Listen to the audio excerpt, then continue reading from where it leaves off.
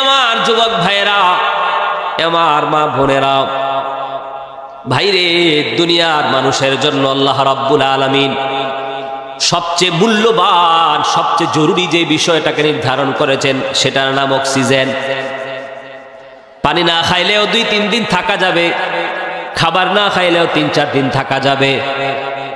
রাস্তায়ও মানুষ ঘুমায়, কিন্তু 1 মিনিটের জন্য যদি অক্সিজেন বন্ধ হয়ে যায় অবস্থা খারাপ। কি বলেন, তাই না? প্রিয় ভাই আমার, ও বন্ধু আমার, একটু খেয়াল করে শোনো, যে মহান আল্লাহ রাব্বুল আলামিন তোমাকে আমাকে এই ফ্রি অক্সিজেনের মাধ্যমে, যদি অক্সিজেন আমাদের কিনতে হতো তাহলে আমাদের কি উপায় হতো? যে মহান আল্লাহ রাব্বুল আলামিন 24 ঘন্টার জন্য আমাদেরকে অক্সিজেনের ব্যবস্থা করে দিলেন। গুনাহ করতেছি, এরপরেও আল্লাহ পাকের ফ্রি অক্সিজেন ব্যবহার করতেছি। গুনাহ করতেছি, এরপরেও আল্লাহ আমাকে মারে না, কাটে না, অপমানিত করে না। যদি এমন হতো ফজরের নামাজ যে ব্যক্তি না পড়বে, তার বাড়ির টিউবওয়েলের পানি আল্লাহ বন্ধ করে দিবে। জোহরের নামাজ যে না পড়বে, আল্লাহ তার মুখটা বাঁকা করে দিবে। আসরের নামাজ যে না পড়বে, তার চোখ অন্ধ হয়ে যাবে। প্রিয় ভাই আমার, যদি এমন হতো আসরের নামাজ যদি আপনি না পড়েন, আপনার মুখটা বাঁকা হয়ে যাবে। মাগরিব না পড়লে আপনার চোখ বাঁকা হয়ে যাবে। সঙ্গে সঙ্গে যদি আল্লাহ পাক আযাব দিত, তাহলে কি আর কেউ নামাজ ছাড়তো?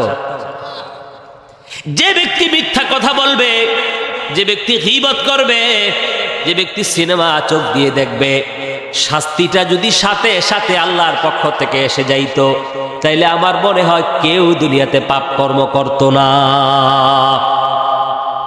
দেখুন ও ভাই, আল্লাহ কেমন দয়াবান, কেমন দয়াবান। তিনি রাতের 12টা-1টার সময় তুমি ঘুমাইলা, ফজরের আজানও শুনলা না, নামাজটাও পড়লা না, এরপরে ঘুম থেকে জাগার পরে আল্লাহ পাক তোমার রিজিকের ব্যবস্থা করে দিয়েছে।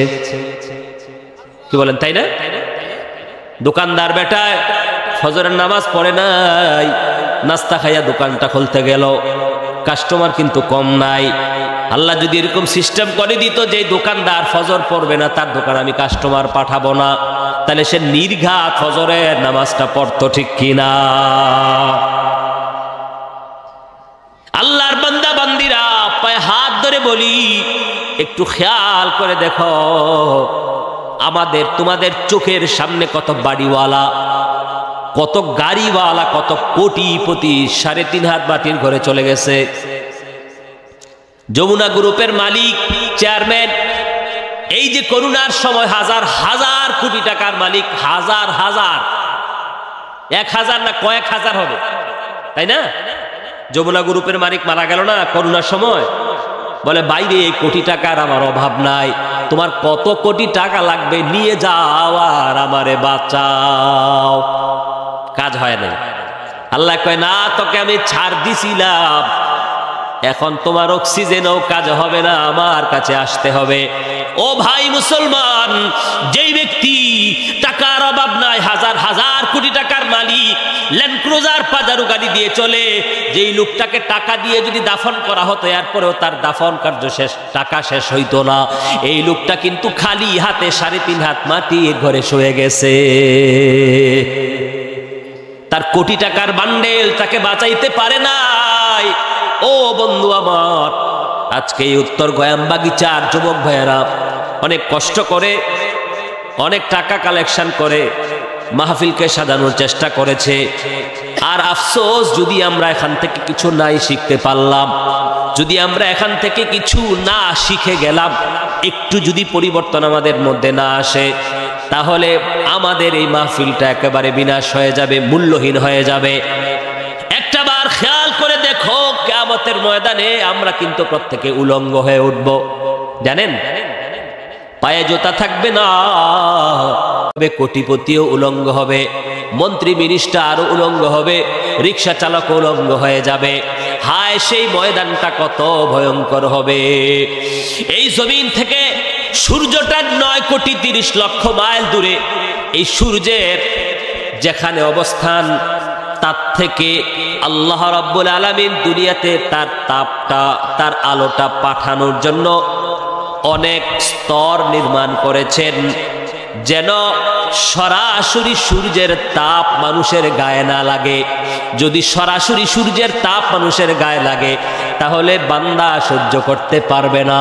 আল্লাহ দয়াবান আল্লাহ স্তর নির্ধারণ করেছেন, সূর্যের আলোটা স্তরে স্তরে স্তরে স্তরে আটকে যায়, আর যতটুকু দরকার প্রয়োজন বান্দার শরীরের জন্য উপকার, ততটুকুই আলো দুনিয়ার জমিনে আসে। ও বন্ধু আমার, একটু খেয়াল করে দেখি, কিয়ামতের ময়দানে দুইটা ধনুক, দুই ধনুকের উপরে সূর্য। আল্লাহু আকবার, কিভাবে তুমি সহ্য করবা? আজ তোমার বন্ধু তোমাকে গুনাহের দিকে পরামর্শ দেয়। আজ আমরা আমাদের স্ত্রীদের জন্য কষ্ট করি, উপার্জন করি, মিথ্যা বলি, হারাম খায়। কেউ কেউ সন্তানকে টাকা পয়সা দেওয়ার জন্য দুনিয়াতে মিথ্যা বলে, আল্লাহর নাফরমানি করে, আছে না? কিন্তু হাসরের দিন বাপ বেটার সঙ্গে দেখা হবে না, দেখা হলেও একজন আর একজন থেকে দূর হয়ে যাবে। প্রিয় ভাই আমার, সেই ময়দানটা অত্যন্ত কঠিন হবে। আম্মা জান হযরতে আয়েশা সিদ্দিকা রাদিয়াল্লাহু তাআলা আনহা নবীজি সাল্লাল্লাহু আলাইহি ওয়াসাল্লামকে জিজ্ঞাসা করলেন, ইয়া রাসূলুল্লাহ সাল্লাল্লাহু আলাইহি ওয়াসাল্লাম, হুজুর, নারী পুরুষ সবাই কি উলঙ্গ হবে? আল্লাহর হাবিব বললেন, হ্যাঁ, সবাই উলঙ্গ থাকবে। ইয়া রাসূলুল্লাহ, কিভাবে সম্ভব? একজন কি আরেকজনের লজ্জাস্থানের দিকে তাকাবে না? আল্লাহর হাবিব বলেন, আয়েশা, সেই ময়দানটা এত কঠিন, এত চিন্তা, এত পেরেশানির ময়দান হবে, একজন আর একজনের দিকে তাকানোর মন মানসিকতাই থাকবে না। কেননা সূর্য তখন আগুন ঝরাবে, আগুন, মানুষের শরীরের চামড়া গলতে শুরু করবে, জমিন তামার হবে, উত্তপ্ত জমিন। আবার ওখানে দাঁড়িয়ে দাঁড়িয়ে আল্লাহর সামনে হিসাবের চিন্তায় স্থির থাকতে হবে। আমার কি আমলনামা ডান হাতে হয় না বাম হাতে? আমার মিজানের পাল্লা কি ভারী হয়? গুনাহের পাল্লা ভারী হয় না নেকের পাল্লা ভারী হয়? কিয়ামতের ময়দানে এই ধরনের পেরেশানির কারণে হাদিস শরীফে এসেছে, নবীজি বলেন, ঘাম ঝরতে ঝরতে কারো টাকনু পর্যন্ত ডুবে যাবে, কারো হাঁটু পর্যন্ত ঘামে ডুবে যাবে, কারো কোমর পর্যন্ত ঘামে ডুবে যাবে, কারো কানের অর্ধেক পর্যন্ত ঘামে ডুবে যাবে, সাঁতরাবে, ঘামের মধ্যে সাঁতরাবে। ভাইরে, হে আল্লাহর বান্দা বান্দিরা, একটু চিন্তা করা দরকার। আমরা কোথায় থাকব? আমাদের কি অবস্থা হবে? আমাদের পরিত্রাণ হবে কি হবে না? আমাদের আমলনামা ডান হাতে হবে কিনা না বাম হাতে? আমার বন্ধু বান্ধব সেদিন আমাকে কোনো সহযোগিতা করবে কিনা? যে সন্তান আর বিবির জন্য আমি আল্লাহর নাফরমানি করেছিলাম, সেই বিবি আর সন্তান আমাকে সাহায্য করতে পারবে কিনা? চিন্তার বিষয় তো, কি বলেন, তাই না? চিন্তা করা দরকার। কি কি আচ্ছা আচ্ছা, চিন্তার বিষয়।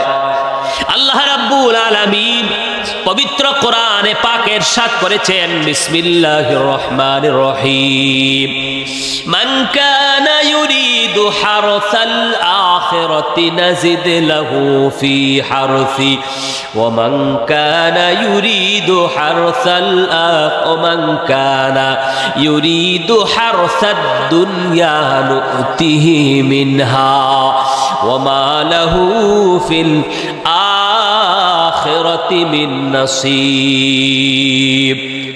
আল্লাহ পাক বলেন, যারা পরকালের শান্তি চায়, যারা পরকালের আরাম চায়, যারা পরকালের মুক্তি চায়, আমি আল্লাহ তাদের শান্তি আরো বাড়িয়ে দেব। যাদের মন মানসিকতা শুধু আখেরাত কেন্দ্রিক, কোনো দিক দিয়ে গোনা হয়ে যায় কিনা, আমার হাত আমার জবান আল্লাহর কোনো বান্দাকে কষ্ট দিল কিনা, আমার আখিরাত ঠিক আছে কিনা, আমি কি জান্নাতি হব না জাহান্নামী হব, আমার আমলনামা কি ডান হাতে হবে না বাম হাতে হবে, আমি কি হাসরের ময়দানে উত্তপ্ত রোদের নিচে দাঁড়িয়ে থাকতে হবে না আরশে আজিমের নিচে জায়গা পাবো, এই ধরনের চিন্তা যারা করবে আল্লাহ বলেন আমি তাদের নিয়ামত হাসরের দিন আরো বাড়িয়ে দেব। ওমান কানা ইউরিদু হারাসাদ দুনিয়া, আর যে ব্যক্তি শুধুমাত্র দুনিয়ার শান্তি চায়, শুধুমাত্র দুনিয়ার পিছনে দৌড়ায়, শুধুমাত্র দুনিয়ার শান্তি ব্যবসা বাণিজ্য চাকচিক্যের পিছনে দৌড়ায়, আল্লাহ বলে আমি তার কষ্টের কারণে নুক্তিহি মিনহা কিছুটা দেব, কিন্তু এই কামনা বাসনাটা দুনিয়া কেন্দ্রিক হওয়ার কারণে ওয়া লাহু ফিল আখিরাতি মিন নাসিব, তার জন্য পরকালে কোনো অংশ নাই, তার জন্য পরকালে শান্তি নাই, কঠিন আযাবের পর ঈমান যদি থাকে তাহলে জান্নাত পাবে। আমার প্রিয় ভাইরা বাবারা, চিন্তার বিষয়, হায় আফসোস যাদের সামনে সংকীর্ণ কবর। আমরা অনেকেই দেখেছি কোটিপতির জানাজা, লাশকে জানাজা বলা হয় আরবিতে। কোটিপতির জানাজা যখন সামনে দাঁড় করানো হয়, দেখা যায় আমাদের সমাজের রাজনৈতিক ব্যক্তিরা এসে রাজনৈতিক বক্তব্য দেয়, হ্যাঁ, আর পিছন দিক দিয়ে সাধারণ মানুষ দুরুসারু করে, বন্ধ বলে। একটা লাশের সামনে দাঁড়িয়ে হ্যাঁ কি বলা উচিত ছিল? এই লাশ থেকে শিক্ষা নেওয়া উচিত ছিল, এই আল্লাহর বান্দা তো কোটিপতি ছিল, তার ব্যাংকে কোটি টাকা, তার ব্যালেন্স, তার বাড়ি, তার প্রপার্টি, তার গাড়ি অভাব নাই, তার নারী, এত সুন্দর এত কিছু থাকার পরেও এই আল্লাহর বান্দা আমার সামনে চলে যায়, আর তাকে ছোট্ট একটা সংকীর্ণ ঘরে শোয়ানো হবে। আবার যেই ঘরটার বিছানা নাই, যে ঘরটার দরজা জানালা নাই, আহা, যার সামনে এই ধরনের একটা লাশ পড়ে আছে সে কিভাবে হাসতে পারে? এখন দেখা যায় যুবক ভাইরা কবরস্থানে গিয়েও সেলফি তোলে, জানাজার নামাজে এসে সেলফি তোলে। হায় আফসোস, আহ, কত মারাত্মক পরিস্থিতির সম্মুখীন আমরা। এটা একমাত্র কারণ হলো সিনেমার নাটকের কারণে। সিনেমার নাটক দেখতে দেখতে চোখ আর কান পাথর হয়ে গেছে, কলব পাথর হয়ে গেছে। কবরের কথা, মৃত্যুর কথা, হাসরের দিনের কথা শুনলে এটা নরম হয় না। কি বলেন, ঠিক না ভাই আমার? তাহলে এই অভ্যাসটাকে যদি পরিবর্তন করতে চান, তাহলে যদি পারেন তো স্মার্টফোনটা চালায়েন না, যদি পারেন তো টেলিভিশনটা ঘরে রাখেন না, দেখবেন আপনার রুকু সেজদায় আপনার শান্তি, সুবহানাল্লাহ বললে শান্তি পাবেন। আর একদিক দিয়ে গুনাহ করতেছি, একদিক দিয়ে হারাম ভক্ষণ করতেছি, আর একদিক দিয়ে নামাজ পড়তেছি, স্বাদ পাবেন না, মজা পাবেন না। গুনাহ ছেড়ে দেন, দেখেন নামাজে আপনার কেমন স্বাদ লাগে। প্রিয় ভাই আমার, আল্লাহ রাব্বুল আলামিন পবিত্র কোরআনে পাক ইরশাদ করেছেন, ওয়া ইম মিনকুম ইল্লা ওয়ারিদুহা কানা আলা রাব্বিকা হাতমান মাকদিয়া সুম্মা নুনাজ্জিল্লাযীনা ইত্তাকাও ওয়া নাদারুয যালিমিনা ফিহা জিফিয়া। আল্লাহ বলেছেন তোমাদের প্রত্যেকেই পুলসিরাতের পোল পার হয়ে জান্নাতে যেতে হবে। পুলসিরাতের পোল পার হওয়া ছাড়া কেউ জান্নাতে যেতে পারবে না। কানা আলা রাব্বিকা হাতমান মাকদিয়া, আর এটা নির্ধারিত ফয়সালা, আল্লাহ নির্ধারণ করে দিয়েছেন, এটার ব্যতিক্রম হবে না। আল্লাহ বলেন, আর আমাকে যারা ভয় করত, খোদা ভীরু যারা, আমি তাদেরকে পরিত্রাণের ব্যবস্থা করে দেব। আল্লাহকে কয়জনে ভয় করে? কয়জনের অন্তরে আল্লাহর ভয় আছে? প্রকাশ্যে অপ্রকাশ্যে যারা গুনাহ থেকে বেঁচে থাকার চেষ্টা করে তারাই খোদা ভীরু। মানুষের সামনে তো খুব ভালোভাবে নামাজ পড়ে, মানুষের সামনে তো খুব ভালো সাজার চেষ্টা করি, কিন্তু একটু আড়াল হয়ে গেলে শেষ, গুনাহের পর গুনাহ। হায় হায় হায়, আল্লাহ বলছেন যারা আমাকে ভয় করত আমি তাদেরকে পুলসিরাত পার করে দেব। এরপরে আল্লাহ বলেন, ওয়ানাযারুয যালিমিন, কাফির জালিম যারা অত্যাচারী মুনাফিক তাদেরকে উপর করে জাহান্নামে নিক্ষেপ করব। হযরত ঈসা আলাইহিস সালাতু ওয়াস সালাম আল্লাহর একজন পয়গম্বর। এক ব্যক্তি এসে বলল, হুজুর আমি আপনার সঙ্গে সফরে থাকতে চাই, আপনার সঙ্গ লাভ করতে চাই।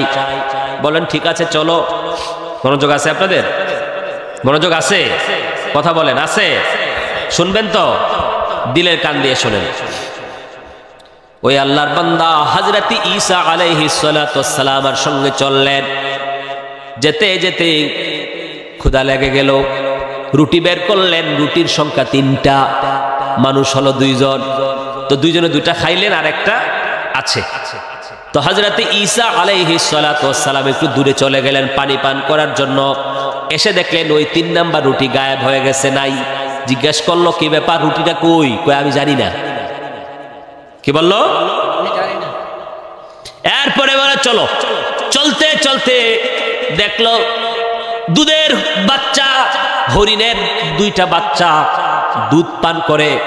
একটা বাচ্চাকে হযরত ঈসা আলাইহিস সালাম ডাক দিলেন, এই হরিণের বাচ্চা এদিকে আয়। ডাক দেওয়ার সঙ্গে সঙ্গে আসে পড়ছে। নিজের হাতে জবাই করলেন, রান্না করলেন, দুজনে খাইলেন। খাওয়ার পরে হাড্ডির উপরে হাত রেখে বললেন, কুম বিইজনিল্লাহ, আল্লাহর হুকুমে জীবিত হয়ে যা। ওই ব্যক্তির সামনে ওই হাড্ডিগুলো নাড়াচাড়া হতে হতে জীবিত হয়ে দৌড়ে চলে যায়। সুবহানাল্লাহ বলবেন না? বললেন, বলো সে মহান আল্লাহর শপথ যে মহান আল্লাহ তাবারাকা তাআলা আমাকে এই শক্তি দেখানোর, এই মুআজিজা দেখানোর তৌফিক দান করেছেন। বলো রুটি কে খাইছে? আমি জানি না। সামনে গেল, নদী একটা পাইল, হাত ধরল। নদী নৌকা ছাড়া পানির উপর দিয়ে পার হয়ে ওই পারে চলে গেল। বলল, আল্লাহর কসম খেয়ে বলছি যে মহান আল্লাহ রাব্বুল আলামিন আমাকে ক্ষমতা দিয়েছেন। বলো রুটি কে খাইছে? কয় আমি জানি না। লোভে পাইছে তো, এত মুআজিজা দেখাচ্ছে, এরপরও হেদায়াত হচ্ছে না। সামনে গেলেন, 3টা টুকরা মাটি নিলেন, আর মাটিকে বললেন, এ মাটি স্বর্ণ হয়ে যা। সঙ্গে সঙ্গে মাটির টুকরা স্বর্ণ হয়ে গেল। হতে পারে কি পারে না? নবীদের ক্ষমতা আছে না নাই? দিয়েছেন কে? স্বর্ণ হয়ে যায়।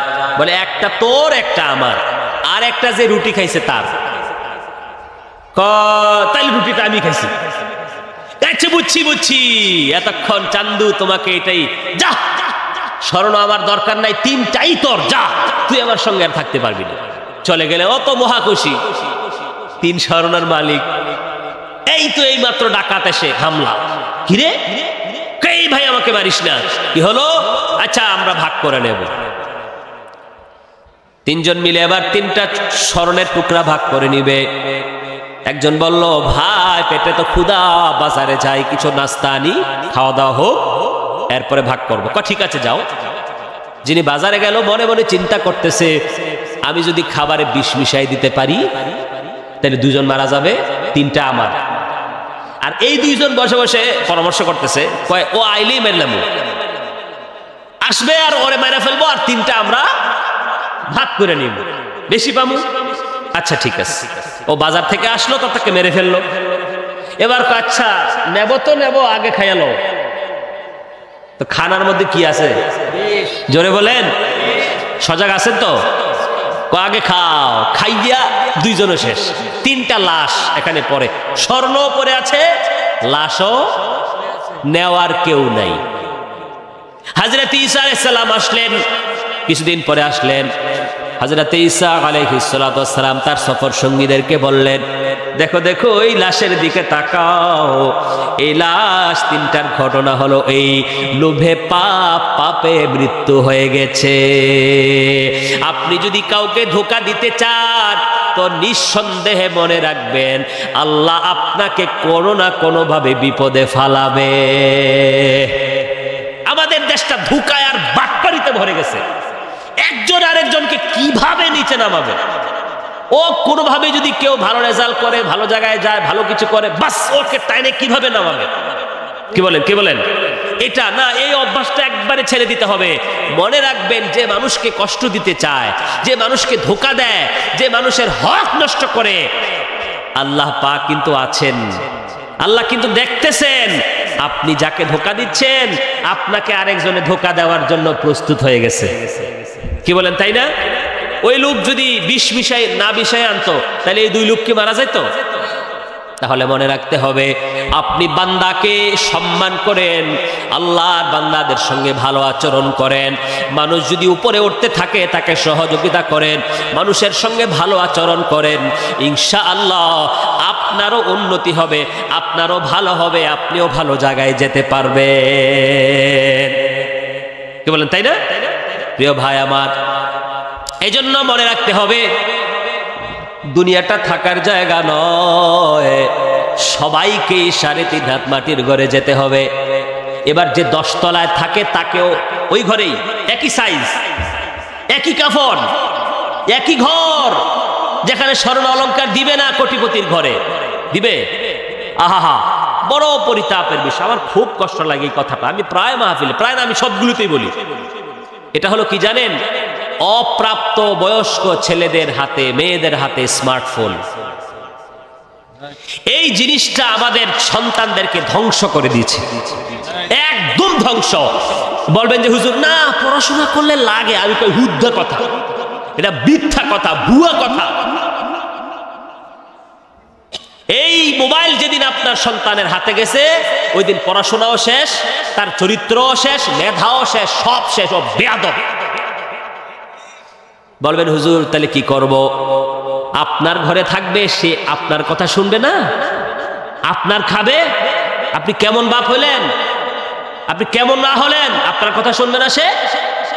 আপনার খেতে হলে সে আপনার শুনতে হবে, তো বলবেন তোর খাবার তুই খা, দেখবেন তারের মতো সোজা হয়ে যাবে। একটা কথা আছে না, সোজা আঙ্গুলে যদি ঘি না ওঠে, আঙ্গুল কি করতে হয়? তুই আমার খাবি, আমার ঘরে থাকবি, আর আমার কথা শুনবি না, তোর কথা আমি শুনবো, তারের মতো সোজা হয়ে যাবে। আর অনেক মায়েরা আছে, এ আমার সন্তান, নে নে তুই একটু নে, ও বরবাদ করে দিস। চোখের পাওয়ার শেষ, মেধা শক্তি শেষ, এই ছেলেদের মস্তিষ্ক শেষ, পড়াশোনা নাই, কিছুদিন পর অটো চালায় আর সিএনজি চালায়। এই কথা বলেন ভাই, আমার পায়ে হাত ধরে বলে যায়, আমার ভাইরা, আমার মা এবং বাবারা, মেহেরবানি করে বুঝার চেষ্টা করুন। আমাদের সমাজ এক হলো নেশা, এই নেশাটা তো আমাদের হাতে না, এটা পুলিশ প্রশাসনের হাতে। তারা যদি চায় তো দূর হবে, আমরা চাইলে কাজ হবে না।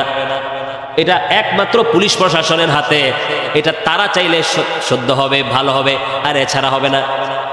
আরেকটা হলো মা বাবার উপরে দায়িত্ব, কর্তব্য আছে, সন্তানটা কোথায় যায়, কার সাথে মিশে, কয়টা সময় বাইরে যায়, এটা যদি আপনি দেখে শুনে না রাখেন তাহলে কিন্তু আপনার কপালেও দুর্গতি আছে। আর বলবেন হুজুর আমার বেটা ভালো, সমাজে এরকম কিছু ছেলে আছে খারাপ, তাহলে আমি বলবো এটাও আপনার দায়িত্ব। কেন? পাশের ঘরে যদি আগুন লাগে, আপনার পাশের ঘরটাতে যদি আগুন লাগে, আপনি কি মিট মিট করে হাসবেন না নিভাইতে যাবেন? কেন? আপনারটাতে তো লাগে নাই। হ্যাঁ, আসতে পারে আগুন, পাশের ঘর থেকে আপনার ঘরে আসতে পারে। এই জন্য আপনি আগে তার ঘরের আগুন নিভাইতে হবে। যদি ওই আগুনটা নিভাইতে পারেন, আপনার ঘরে আগুন লাগার কোনো সম্ভাবনা। প্রতিবাদ করতে শিখেন। ছোট ছেলেদের হাতে কখনো মোবাইল দিবেন না, সিনেমা দেখাবেন না। যদি নেককার বানাইতে চান, আরেকটা কথা, বেশি কথা তো কোন দিক থেকে কোন দিকে, মনে কষ্ট হচ্ছে না তো? কিছু শিখানোর চেষ্টা করতেছি। ওয়াজ মাহফিল, কয়জন হেদায়েত হয়, কয়জন মানুষ বলেন? মাশাআল্লাহ, যুবক ভাইরা দাঁড়িয়ে আছে। আচ্ছা, আপনাদের শুধু দাঁড়িয়ে থাকতে ভালো লাগে তো দাঁড়িয়ে থাকেন, সমস্যা নেই। আর যদি মনে হয় যে হুজুরের কথাগুলো ভালো লাগতেছে, কিছু শিখতে পারবো, সমস্যা নেই, আর জোরাজুরি করা দরকার নাই। তার যদি ভালো লাগে যে হুজুর ভালো কথা বলতেছে, ভালো লাগতেছে, তাহলে বসবে। আর যদি দাঁড়িয়ে থাকতে পছন্দ করে তো দাঁড়িয়ে থাকুক। আমি তো এত বড় আলেমও না, ভাইরালও না, 60-70 হাজার টাকা আমার দিতে হয় না, ছোটখাটো মানুষ। কিছু দিনই কথা শোনাই, সামাজিক কথা নিয়ে কথা বলি, যুবকদেরকে নিয়ে কথা বলি, কিছু আমলের কথা বলি, কিছু সুন্নিয়াতের কথা বলি, দলিল দেওয়ার চেষ্টা করি। কি বলেন, আপনারা মনে কষ্ট পাচ্ছেন? আর একটা কথা, ছেলেকে তো মাদ্রাসায় দিলেন, আমার ছেলে হাফেজ হবে, আমার ছেলে আলেম হবে। হ্যাঁ, আচ্ছা, মায় তো নামাজ পড়ে না, বাবা তো নামাজ পড়ে না, মায় তো বেপর্দা করে মার্কেটে বের হয়, বাবার ইনকাম হালাল না, আপনি কিভাবে হাফেজের বাবা হবেন? আপনি কিভাবে হাফেজের মা হবেন? আপনার তো চলাফেরা ঠিক নাই, আপনার উপার্জন ঠিক নাই, আপনার চোখ ঠিক নাই, আপনি সিনেমার নাটক দেখেন। আপনার সন্তানটা যখন ঘরে আসে আপনার এই টেলিভিশনের নাটক আর সিনেমা দেখে। কোরআনটা হলো নূর, যখন সেই চোখ দিয়ে সিনেমা দেখবে এই নূর তো আর থাকবে না। কথা বুঝেন নাই? বুঝেন নাই? এটা থাকবে না, আপনি যতই চেষ্টা করেন থাকবে না। কিছুদিন পর বান্দরামি করবে, হুজুর একটু ফু দিয়ে দেন, পানি পরা দেন, লাভ হবে না। ওই ঘরের যে শয়তানের বাক্সটা আছে ওটার আগে তারাই তুলবে। কথা বলে ওটা আগে সরান। মুরব্বীরা বলে না যে আইয়ের তোলে শুটকির ফুটলা রাইকিয়া যদি আতর মাখে কাজ হইবনি? কি বলেন? ওই শুটকির পোটলাটা আগে সরাই তুইব, এরপরে আপনি আতর মাখেন, তাইলে কাজ হবে। শুটকির পোটলা যদি এনে রাখেন আর যদি কোনো আতর মাখবো ইচ্ছা মতো, কাজ হবে না, ওই শুটকির গন্ধই বেশি আসবে। টিউশন আর সিনেমা, আপনার সন্তানের হাতে মোবাইল, আর আপনি নেক সন্তানের বাবা হতে চান, আপনি হাফেজের বাবা হতে চান, আর আপনি আশা করেন যে আমার ছেলে খুব ভদ্র, আমার ছেলে আমাকে খুব ভালোবাসে, এই করে সেই করে ও নেককার হয়ে যাবে, আল্লাহওয়ালা হয়ে যাবে। কিভাবে সম্ভব? নেককার হওয়ার জন্য 1 নম্বর শর্ত হলো মোবাইলটা দেওয়া যাবে না। নাম্বার 2, ঘর থেকে সিনেমা হল বের করে দেন। যদি পারেন মাদানী চ্যানেল দেখবেন। কি দেখবেন? তবে এটা ফিক্সড করতে হবে। ফিক্সড বুঝেন? অনেকের বুঝে না। ফিক্সড মানে বুঝেন? এটা ছাড়া আর অন্যটা আসবে না। টিপলেও এরকম প্রসেস থেকে আছে। এটা যদি দেখাইতে পারেন তাহলে দেখান, আর নয়তো এই বাক্সটারে ছুঁড়ে মেরে ফেলে দেন। তাহলে আশা করা যায় যে আপনার সন্তান নেককার হবে। কষ্ট পাচ্ছেন? কথাগুলো অত্যন্ত জরুরি। যদিও আমার বয়সটা কম, আমি 7 বছর থেকে মাদ্রাসায় পড়ি, বহু বছর বাচ্চা পড়াশোনা করাই, মাদ্রাসা চালাই। আমি দেখছি, আহা বড়ই আফসোস। আমার মহিলা মাদ্রাসাও আছে, সুন্নি বালিকা মাদ্রাসা, দর্সে নিজামি। আলহামদুলিল্লাহ দেখছি মাদ্রাসায় পড়ায়, কয় আমার মাইয়াটারে ভালো একটা বিয়া দিব। ও মাদ্রাসায় পড়াইলে মানুষকে ভারী মাদ্রাসার ছাত্রী, ও নামাজি। এখন মাদ্রাসা থেকে গিয়া টিকটক করে মাদ্রাসার মেয়ে। তো আমি বলছি, আমি যখন শুনলাম এটা যে মাদ্রাসায় পড়ার পর সে কোরআন শুদ্ধ করে পড়তে পারে, সে মাস্তা মাসাইল শিখেছে, পর্দা করে, কিন্তু তার মাটা বেহায়া, নির্লজ্জ মহিলা। সে এই মেয়েটাকে, নেককার মেয়েটাকে একজন বদকারের কাছে বিয়ে দিয়েছে। বলেন, স্বামী যদি বেনামাজি হয় বউ কি নামাজি হবে? স্বামী যদি সিনেমা, হিন্দি গান, সিরিয়াল দেখে, স্বামী যদি নাচে, তো বিবি কি করবে? ও তো নাচবে। হ্যাঁ, মা খারাপ হওয়ার কারণে ওই মেয়েটা খারাপ হয়ে গেছে। আমি শুনে এত কষ্ট পাইলাম। তো আমাকে বলা বলি করতেছে যে দেখেন এই মেয়েটা তো এরকম হয়ে গেল, টিকটক করতেছে নাকি মাদ্রাসায় পড়ে। আমি এত ব্যথা পাইলাম। তো আবার বলতেছে তার মাটা ঠিক নাই, মাদ্রাসায় আসতো বোরকা পরে, কিন্তু মার্কেটে যাইতো খোলে মেলে। তাহলে বলেন তো দেখি, ওই মায়ের সন্তানটা কি নেককার হবে? ওই মায়ের সন্তানটা কি বোরকা পরে বাজারে যাবে?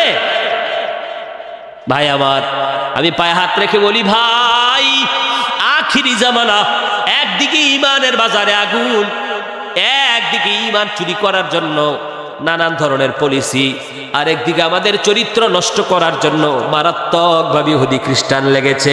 আর এটার 1 নাম্বার মূল হলো এই স্মার্টফোন। ভাই আমার, আমরা যে মৌলবী মানুষ, আমরাও বাঁচতে পারি না এখান থেকে, বিশ্বাস করেন। আমি দেখেন এই যে বাটন মোবাইল চালাই, সবসময় ওটা রাখি না। শয়তান এমন ভাবে ওয়াসওয়াসা করে, ভালো জিনিস কিছু খুঁজবো, ও আমাকে অন্যদিকে নিয়ে যায়, আমাকে সময় নষ্ট করে। ফেসবুক আমারও আইডি আছে, যেহেতু বক্তৃতা করি, কিছু দিনের খেদমত করতে হয়। তো দেখলাম আমার বয়ান দেখতে ঢুকি আর শয়তান আমাকে অন্যদিকে নিয়ে যায়। তো চিন্তা করলাম, না, এটা তো আমাকে ক্ষতি করতেছে, আমার সময় নষ্ট করতেছে, আমার চোখ খারাপ করতেছে। ওটাকে ডয়ারে তালা দিছি। সময়ে সময়ে আমি ওটাকে ব্যবহার করি, ও আমাকে ব্যবহার করে না। কথা বুঝতে পারছেন? এটা হলো মারাত্মক ব্যাপার। ভাইরা আমার, হাসরের ময়দানে সবাইকে পুলসিরাত পার হতে হবে, সবাইকে পুলসিরাতের উপর দিয়ে জান্নাতে যেতে হবে। আল্লাহ পাক বলেন কেউ পুলসিরাত পার হওয়া ছাড়া জান্নাতে যেতে পারবে না। আমার প্রিয় ভাইরা বাবারা ও বন্ধুরা মনে রাখবে, আল্লাহর হাবিব সাল্লাল্লাহু তাআলা আলাইহি ওয়াসাল্লাম হাদিসে পাক ইরশাদ করেছেন, আন সাহাল ইবনে সাদিন আস-সাঈদী রাদিয়াল্লাহু তাআলা আনহু قال اتى النبي صلى الله تعالى عليه وسلم رجل فقال يا رسول الله دلني على عمل اذا انا عملته احبني الله احبني الناس فقال رسول الله صلى الله تعالى عليه وسلم ازهد في الدنيا يحبك الله وازهد فيما في ايدي الناس يحبك رواه ابن ماجه او كما قال عليه الصلاه والسلام। হযরত সাহাল ইবনে সাদ আস-সাঈদী রাদিয়াল্লাহু তাআলা আনহু থেকে হাদিস বর্ণিত, তিনি বলেন এক ব্যক্তি আসলেন নবী পাক সাল্লাল্লাহু আলাইহি ওয়াসাল্লামের কাছে, এসে বললেন হুজুর এমন একটা আমলের কথা আমাকে বলে দেন যেই আমলটা করলে আল্লাহও আমাকে ভালোবাসবে, মানুষও আমাকে ভালোবাসবে। আল্লাহর হাবিব বললেন ইজহাদ ফিদ দুনিয়া ইউহিব্বুকাল্লাহ, তোমার অন্তর থেকে দুনিয়ার লোভ লালসা বের করে দাও, তাহলে আল্লাহ তোমাকে ভালোবাসবে। আর মানুষের হাতে যা আছে মানুষের মুখাপেক্ষী হয়ো না, মানুষ তোমাকে দিলে তুমি চলবা, খাইবা, উঠবা, বসবা, মানুষের মুখাপেক্ষী হয়ো না, আল্লাহর ভরসা করো আর হালাল উপার্জন করো, মানুষ তোমাকে মহব্বত করতে শুরু করবে। হাদিস দেখেন, আল্লাহ ভালোবাসবে, মানুষও ভালোবাসবে। প্রিয় ভাই আমার, নবী করিম সাল্লাল্লাহু তাআলা আলাইহি ওয়া আলিহি ওয়া সাল্লাম বলেন ইন্না লিকুল্লি উম্মাতিন ফিতনাতান ওয়া ফিতনাতি উম্মাতিয়াল মাল, ফিতনাতু উম্মাতিয়াল মাল। নবীজি বলেন প্রত্যেক জাতির জন্য, প্রত্যেক উম্মতের জন্য একটা পরীক্ষা ছিল, বড় একটা পরীক্ষা, বড় একটা ফিতনা। আর ওয়া ফিতনাতু উম্মাতিয়াল মাল, আর আমার উম্মতের জন্য ফিতনা মানে পরীক্ষা হলো সম্পদ। এই সম্পদের কারণে মানুষ নামাজ ছেড়ে দেয়, এই সম্পদের কারণে মানুষ সিনেমা দেখে, এই সম্পদের কারণে মানুষ দাড়ি কাটে, এই সম্পদের কারণে মানুষ খাদ্যে ভেজাল দেয়, এই সম্পদের কারণে মানুষ বেহায়াপনা করে। সম্পদ যার বেশি তার বিয়ের মধ্যে নাচ গান বেশি হয়। আরে কথা বলেন, দেখবেন যার টাকা বেশি, সবাই না, 100 জনের মধ্যে 95 জন আর 5 জন ভালো আছে, ভালো যে নাই এটা না, বেশিরভাগ পয়সা হয়ে গেলে নাচন বেশি হয়। কি বলেন? আমার ড্রাইভার সাহেব সবসময় ওনাকে নিয়ে আসি, বলে হুজুর এক বিয়েতে গেছিলাম, টাকাওয়ালার বিয়া, দেখলাম এত মদ খাচ্ছে, মনে হয় এটা হিন্দু বাড়ি, মুসলমান। আমি বললাম ভাই এর একমাত্র কারণ হলো সম্পদ। যার সম্পদ বেশি সে বেশি বেপরোয়া, সে আল্লাহর আইনকে মানতে চায় না, সামাজিকতার আইন মানে। কয় বিয়ের মধ্যে ডেকসেট না বাজাইলে কি আমার মাইয়ার বিয়েটা হইব? এটা কেমন দেখা যায় না, আমার মাইয়া একটা। আচ্ছা আপনি চিন্তা করলেন না যে এই কাজটা আমি করতেছি এটা আল্লাহ খুশি হবে কিনা, আল্লাহ বেজার হবে কিনা, আমার নবী খুশি হবে না বেজার হবে, এইটা আপনি চিন্তা করলেন না? হাসরের দিন কি আপনার সমাজ আপনাকে বাঁচাবে? হ্যাঁ প্রিয় ভাই আমার, এই জন্য নবীজি বলেন উম্মত আমার, আমার উম্মতের জন্য ফিতনা হলো মাল, সম্পদ। তোমরা সম্পদের লোভ লালসা থেকে বেঁচে থাকো। নবী পাক সাল্লাল্লাহু আলাইহি ওয়াসাল্লাম বলেন লাউ কানাতিদ দুনিয়া তাআদিলু ইনদাল্লাহি জানাহা বাউদাতিন মা সাকা কাফিরাম মিনহা শারবাতা মাইন, রাওয়াহু তিরমিজি। নবীজি বলেন আল্লাহ পাকের কাছে দুনিয়াটা যদি পাখির মাছির ডানার মূল্যের সমপরিমাণ হতো তো আল্লাহ কোনো কাফিরকে এক ঢোক পানিও পান করাতেন না।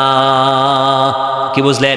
আল্লাহর কাছে দুনিয়াটা মাছির ডানার সমপরিমাণও না, আল্লাহ এটাকে একেবারে তুচ্ছ মনে করে। মাতাউদ দুনিয়া কালিল, আল্লাহ বলে দুনিয়ার মাল, দুনিয়ার সামান এটা সামান্য।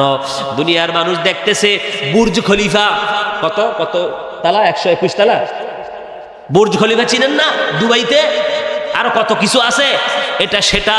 ও আমার ভাইরা বাবারা, একটাবার খেয়াল করে দেখো, দুনিয়ার সব কিছুকে আল্লাহ রাব্বুল আলামিন বলছেন মাতাউদ দুনিয়া কালিল, এই দুনিয়ার সব কিছু সামান্য, আল্লাহ বলছেন সামান্য। আর মানুষ কয় টাকা হয়েছে উড়াল দিয়ে থাইল্যান্ড, কেউ যায় ইতালি, কেউ যায় সুইজারল্যান্ড, কেউ অস্ট্রেলিয়া, কেউ মালদ্বীপের রিসোর্ট, আছে না আছে না, ঘুরতে যায়। টাকা রাখার জায়গা নাই তো, এত টাকা ও কি করবে? হ্যাঁ, আর আমার দেশের টাকা তো পাচার হয়, কি বলেন তাই না? পাচার হইতে হইতে আমাদের মাথা এখন ঋণের বোঝা। আলুর কেজি 80 টাকা, কথা বলেন ঠিক কিনা? এত টাকা তো আমি বললাম এক দোকানদারের সাথে, ভাই আপনারা কি কষ্ট পাচ্ছেন? বললাম ভাই মানুষের কত টাকা দরকার, 1000 কোটি টাকা বা 2000 কোটি টাকার যে মালিক, তারে যদি বলি ভাই তুই টাকারই চাবাইয়া খাবি, চাবাইয়া যদি খায় 100 টাকা নোট, বলেন তো দেখি সে কি খাইয়া শেষ করতে পারবে? আমার মনে হয় না। চাবাইয়া যদি খায়, ভাই তোর কত টাকা দরকার? হায়, ওই আমার নবীজি বলেছেন না, নবীজি বলেছেন মানহু মানে লা ইয়াশবান, নবীজি বলেন এই কথা শুনে আর হাত প্রসারিত না হয়, সেটাই আল্লাহ পাক বলছেন। জোরে বলুন ঠিক কিনা? ভাইজান আমার, কেউ লাখপতি, কেউ হাজারপতি, কেউ 1000 টাকাও নাই। অনেক মানুষ আছে অ্যাকাউন্টই নাই, আছে না এরকম? ব্যাংকের অ্যাকাউন্ট নাই, অনেক আছে এরকম বান্দা। ও জমা বিক্রি, ও দিনে আনে দিনে খায়, আছে না এরকম?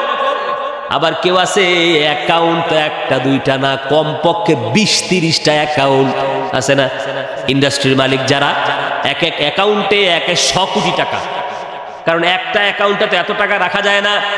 আল্লাহ বলে বান্দারে এটা আমার পরীক্ষা, যাকে আমি মাল দেই নাই এটাও আমার পরীক্ষা, আর যাকে আমি দিয়েছি এটাও আমার পরীক্ষা।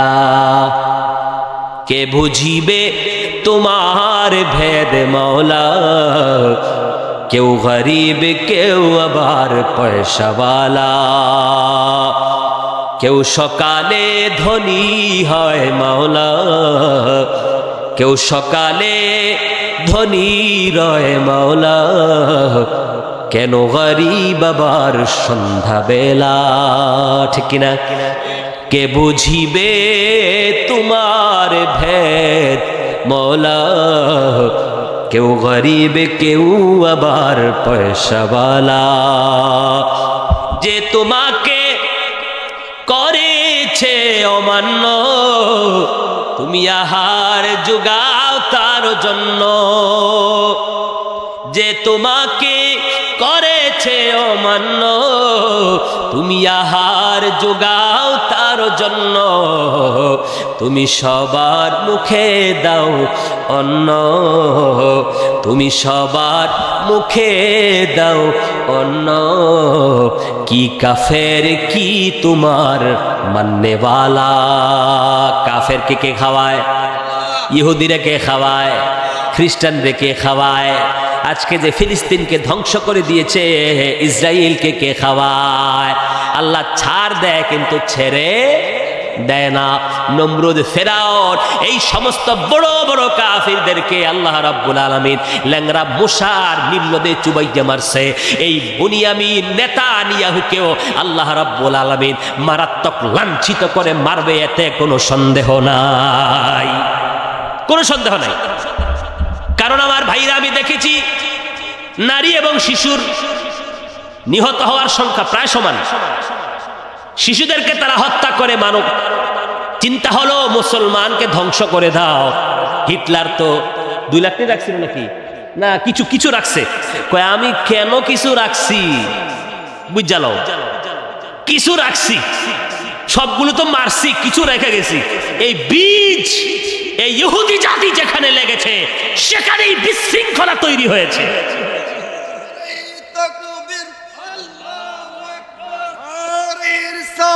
ইয়া রাসূলুল্লাহ, জিন্দাবাদ জিন্দাবাদ, প্রিয় ভাই আমার, আজকে আমরা কিন্তু ইহুদিদেরকে না, ইহুদি না, ইসরায়েলকে সাহায্য করছি। আমরা সবাই এখানে সবাই করছি। আমরা খুব কম মানুষ আছে যে করছি না। কিভাবে হুজুর? এটা আবার কি কথা শোনালেন? হ্যাঁ শোনেন, প্লাস মাইনাস করে দিই, শোনেন। আমরা সবাই সহযোগিতা করছি ইসরায়েলকে। আপনি কি 7 আপ খান? খান না? অনেকেই খায়। কোকা কোলা খান না? স্প্রাইট খান না? ফান্টা, মেরিন্ডা খান না? তাইলে এটা সরাসরি ইসরায়েলের কোম্পানি। ইসরায়েল সরাসরি ইসরায়েল কোম্পানি। ও ঢকঢক করে আপনি 7 আপও খাচ্ছেন আর বলতেছেন আমার ভাইদেরকে মারতেছে। হ্যাঁ, এটা কেমন কথা? আপনার পকেট থেকে টাকা নিয়ে এরা বুম বানাচ্ছে আর ফিলিস্তিনে মারতেছে, আর আপনি এখান থেকে আফসোস করতেছেন। মূলত প্রতিবাদ হবে সেটাই, তাদের পণ্য বয়কট করে তাদের বিরোধিতা করা। কথা বলো। এই দিয়ে 7 আপও খাচ্ছে ঢকঢক করে, স্প্রাইট খাচ্ছে যদি বলা হয় আরে হুজুর রাখেন এত কথা কইেন না। আচ্ছা, সময় আসতেছে যারা প্রতিবাদ করতে না শিখবে, যারা প্রতিবাদ না করবে, তাদের বুকেও বুলেট মারার সময় আসতেছে। প্রিয় ভাই আমার, আর ইউনিলিভারের মাল তো সারা পৃথিবী ছয়ে গেছে। দোকানে দেখলে ইউনিলিভারের, আরে বাবা, এই ক্লিয়ার শ্যাম্পু, সানসিল্ক, ডাব, তারপরে আরো কি ডেটল সাবান, তারপরে জনসন পাউডার, এই পুরো বাজার হয়ে গেছে। পন্ডস, এই পন্ডসের অনেকগুলো বিরাট কাজ কারবার, এই সবগুলো ইহুদি খ্রিস্টানদের। আমার দেশের কোম্পানি মেরিল, আমার দেশের কোম্পানি তিব্বত, আমার দেশের কোম্পানি স্কয়ার, এই ধরনের আরো নানান কোম্পানি আছে। আপনি এই মালটা কিনেন তো আপনার দেশের টাকা আপনার দেশে থেকে যাবে। হ্যাঁ, কিন্তু আমরা খুব বুদ্ধিমান, আবার খুব আফসোস করে, ইস কেমনে মারতেছে বলে লাভ কি? আপনি তো সহযোগিতা করছেন। হ্যাঁ, একটা 7 আপ 2 লিটার কত এখন? আগে তো 110 টাকা ছিল, 150 টাকা ছিল। আপনি জানেন এখান থেকে এই একটা বোতল থেকে কত টাকা প্রফিট হয়? আপনি জানেন একটা বোতল থেকে কোম্পানি প্রফিট করে 30 থেকে 40 টাকা। এই রকম সারা দুনিয়ার মধ্যে এই পেপসি, কোকা কোলা কোম্পানি হাজার হাজার কোটি কোটি বিলিয়ন টাকা নিচ্ছে, আর আপনি হাসছেন। আপনার পকেট থেকে টাকা নিচ্ছে এরা। আপনি ঘুমন্ত, আমরা ঘুমিয়ে আছি। পন্ডস, পাউডার আর ফেস ওয়াশ ছাড়া মহিলারা দিনই চলে না। বলে আমার জন্য পন্ডস নিয়ে আসো, হোয়াইট বিউটি, এটা একবারে গালে ভরসা করবে।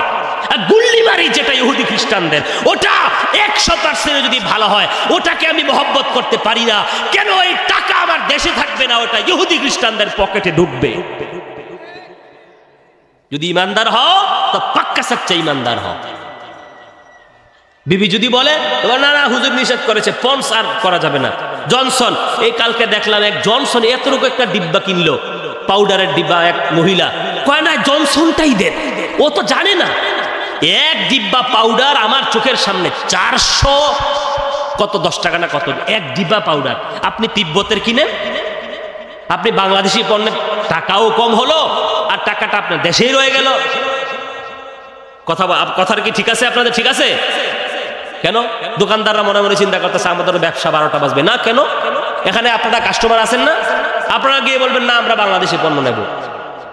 হ্যাঁ, মুজু খান, তারপরে ফিজাব খান, অন্য কিছু খান, এটা তো এমনিও খাওয়া যায় না, এগুলো খান, তাহলে আপনার দেশের টাকাটা আপনার দেশে রয়ে গেল। হ্যাঁ, আল্লাহ সবাইকে বুঝার তৌফিক দান করুন। জোরে বলেন আমিন। কে বুঝিবে তোমার ভেদ মওলা, কেউ গরিব কেউ আবার পয়সাওয়ালা।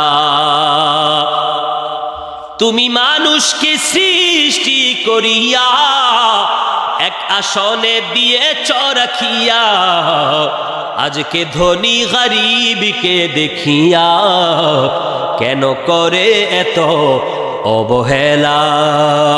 আজকে ধনী গরিবকে দেখিয়া কেন করে এত অবহেলা, কেন করে এত অবহেলা। কে বুঝিবে তোমার ভেদ মওলা, কেউ গরিব কেউ আবার পয়সাওয়ালা। আল্লাহুম্মা সাল্লি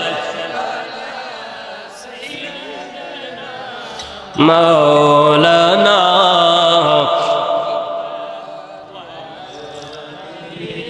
सैयदना मुहम्मद मोहब्बते अल्लाहुम्मा सल्ली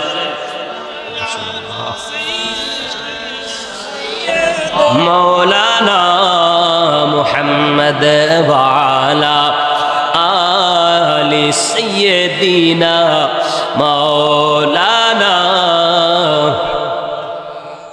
सूरज उल्टे पाँव पलटे, चांद इशारे से हो चाक।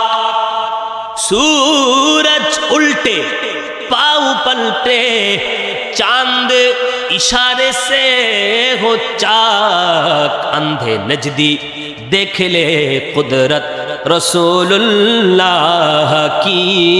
अल्लाहुम्मा सल्ली सय्यिदीना मौलाना मुहम्मद व अला आलि सय्यिदीना मौलाना।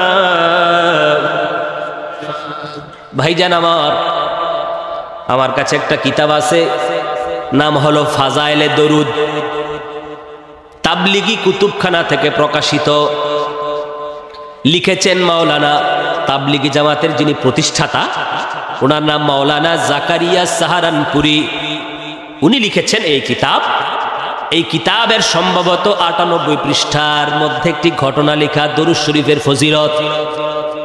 প্রিয় ভাই আমার, তিনি লিখতেছেন একজন আশিকে রাসূল, একজন আল্লাহর বান্দা প্রত্যেক রাত্রে বেলা ঘুমানোর পূর্বে কিছু সংখ্যক দরুদ শরীফ পড়ে ঘুমিয়ে যায়। প্রতিদিন দরুদ শরীফ পড়ে আর ঘুমিয়ে যায়। একদিন হঠাৎ করে তার নসিব ভালো হয়ে গেল। রাত্রিবেলা তার ঘরে আল্লাহর হাবিব সাল্লাল্লাহু আলাইহি ওয়াসাল্লাম উপস্থিত। স্বপ্নে দেখতেছে নবীজি তার ঘরে উপস্থিত, আর এসে বলতেছে, হে আমার আশিক, তুমি যেই জবান দিয়ে আমি নবীর উপরে দরুদ শরীফ পড়তেছ, আসো আসো, আমি ওই গালে, ওই ঠোঁটে অথবা গালে একটা চুমুক খাইতে চাই। আল্লাহর হাবিবের কথা শোনা মাত্র ওই আশিকে রাসূল লজ্জিত হয়ে গেলেন। নবী পাক সাল্লাল্লাহু আলাইহি ওয়াসাল্লাম তার গালে একটা চুমু মুবারক খাইলেন।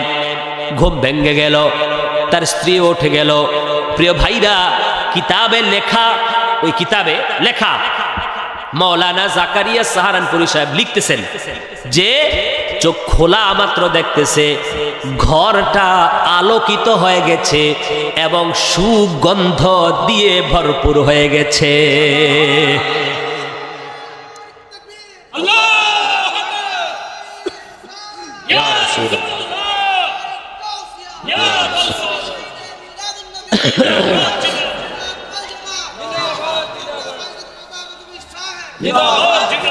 ভাই আমার, মনোযোগ দিবেন, তাবলিগি কুতুবখানা থেকে প্রকাশিত। দেখেন ভাই, আমাদের সমাজে যদি অর্ধেক কথা না বলতো তাহলে আমাদের সমাজে আর মারামারি কাটাকাটি হইতো না। দেখুন এই কিতাবে কি লেখা আছে। তিনি বলতেছেন যে আমি যখন চোখ খুললাম তখন দেখতে পেলাম আমার ঘরটা আলোকিত হয়ে গেছে এবং সুগন্ধে ভরপুর হয়ে গেছে। ওই কিতাবে লেখা আছে যে গালে আমার নবীজি চুমু খেয়েছেন, ওই গাল থেকে একদিন দুই দিন নয় ৮ দিন পর্যন্ত মেশক আম্বরের সুঘ্রাণ পাওয়া গিয়েছে। এক নম্বর কথা, মদিনায় পাক থেকে আল্লাহর হাবিব সাল্লাল্লাহু আলাইহি ওয়াসাল্লাম জানতে পেরেছেন যে আমার আশিক দরুদ শরীফ পড়ে। তাহলে বোঝা গেল নবীগণ দূর থেকে শুনতে পায় কি পায় না? এই ক্ষমতা দিয়েছেন কে? সব ক্ষমতা কার? আল্লাহুস সামাদ, আল্লাহ বেনিয়াজ, আল্লাহ অমুখাপেক্ষী। আল্লাহ গায়েব জানার জন্য, জানানোর জন্য, মৃত্যু দেওয়ার জন্য, নেওয়ার জন্য, বিপদ দেওয়ার জন্য, নেওয়ার জন্য, মুসিবত দূর করার জন্য। আল্লাহ দুনিয়াতে যা কিছু করতেছেন সব কিছু আল্লাহ নিজে নিজে ক্ষমতাবান। আল্লাহ কারো থেকে ক্ষমতা নেয় না, আল্লাহকে কেউ ক্ষমতা দেয় না। ওয়ালাম ইয়াকুল্লাহু কুফুয়ান আহাদ, আল্লাহর সঙ্গে কারো সমকক্ষতা নাই, তুলনা নাই। আল্লাহ সূরা ইখলাসে এটাই বলেছেন, কিন্তু কিন্তু আল্লাহ পাক রব্বুল আলামিন পবিত্র কোরআন সহ হাদিসে পাকে আল্লাহর হাবিবের বাণী থেকে বোঝা যায়, নবীজি বলেন ইন্নামা আনা কাসিমু ওয়াল্লাহু ইউতি, আল্লাহ হচ্ছেন আমি নবীকে দানকারী, আর আমি নবী আল্লাহর ধন ভান্ডারকে বন্টন করে দেই। প্রিয় ভাই আমার, এখানে স্পষ্ট প্রমাণ হয় যে নবী পাক সাল্লাল্লাহু আলাইহি ওয়াসাল্লাম মদিনায়ে পাক থেকে তার উম্মতের খবর রেখেছেন।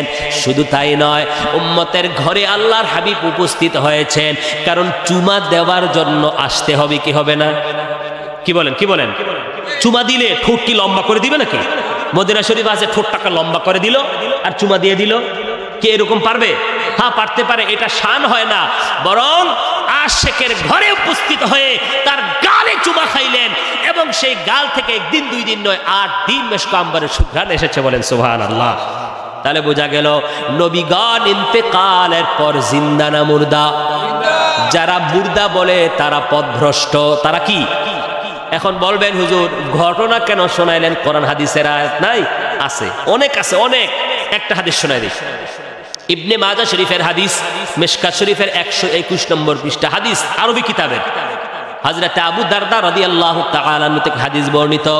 তিনি বলেন নবী পাক সাল্লাল্লাহু আলাইহি ওয়াসাল্লাম ইরশাদ করেন, আকসিরুস সালাতা আলাইয়া ইয়াউমাল জুমআতি ফাইন্নাহু মাশহুদুন তাশহাদুহুল মালায়েকা। নবী পাক সাল্লাল্লাহু আলাইহি ওয়াসাল্লাম বলেন, তোমরা শুক্রবারে আমি নবীর উপর বেশি পরিমাণে দুরূদ শরীফ পড়ো, কেননা এই দিনে, জুমার দিনে বিশেষভাবে আল্লাহর ফেরেশতা আগমন করে।